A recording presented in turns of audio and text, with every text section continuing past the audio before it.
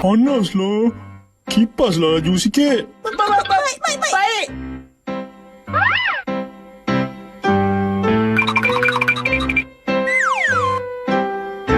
Cerita apa ni? Tukar cerita lain. Bagi sini. Merepek. Tak apa-apa.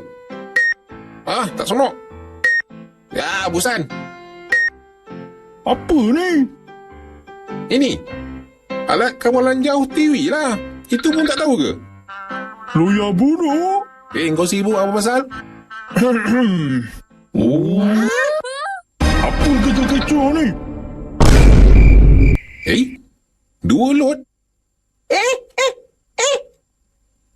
Ini aku pening ni. Kau siapa? Aku menipu. Apa kau merepek ni? Akulah Lot. Alamak, macam mana ni? Oh, kau menyamar Lot penipu. Saya tulen lah.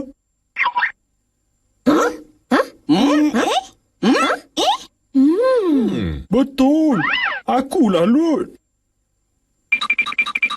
Penipu. Nak kena Rotan. kau tu yang kena denda. Cemen diri dulu. Aku Lot yang betul. Sudah. Apa kata kita buat ujian, buktikan yang mana satu lot? Tak perlulah.